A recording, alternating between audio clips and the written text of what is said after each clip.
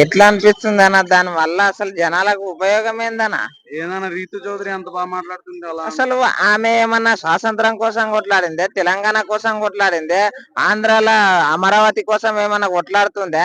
ఏందన్నా వీళ్ళంతా అంతా వేస్ట్ షో అనా? తీసుకుందామని కొట్లాడుతుంది కదా ఆ? కప్పు గురించి కదా మొత్తం. ఏం కప్పు? అదేమన్నా వరల్డ్ ఫేమస్ కప్ప లేకపోతే ఈ దేశానికి వచ్చే కప్ప?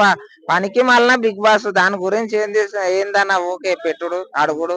వాళ్ళు ఏమన్నా భరతమాత ముద్దు బిడ్డలా లేకపోతే హిందుత్వం కోసం కొట్లాడుతున్నారా లేదంటే ఏమన్నా ప్రజలకు ఏమన్నా సేవ చేస్తున్నారా? గుండె అదొక డబ్బాసు.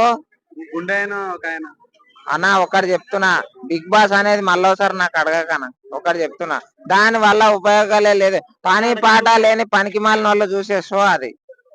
రీతు చౌదరి చూడొద్దా? రీతు చౌదరి ఏమన్నా మీనికెళ్ళి ఊసి పడ్డదా?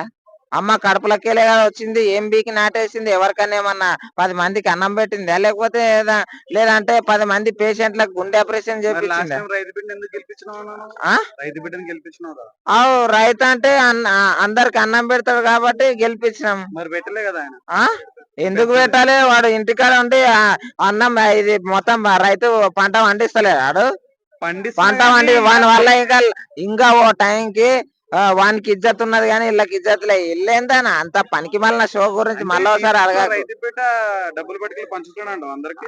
అరే వాడు అప్పుడు వంచకపోయినా ఇప్పుడు స్టార్ట్ చేసుకున్నాడు. ఎప్పుడన్నా ఒకసారి వంచుతాడు. ఇంకోటి వాడు దేశానికి అన్నం పెడుతున్నాడు. వాడు రైతు బిడ్డనని చెప్పుకొని మందికి డబ్బులు ఇవ్వకపోయినా వాడు చేసేది వ్యవసాయమే. ఇంకొకసారి డమ్మి పనికి మాలిన షోల గురించి అడగకండి.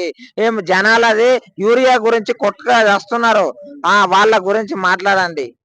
చూస్తున్నారు కదా, యూరియా గురించి ఎవరన్నా కమెంట్ చేయండి. బిగ్ బాస్ గురించి ఏందన్నా పనికి మాలిన బిగ్ బాస్ వేస్ట్.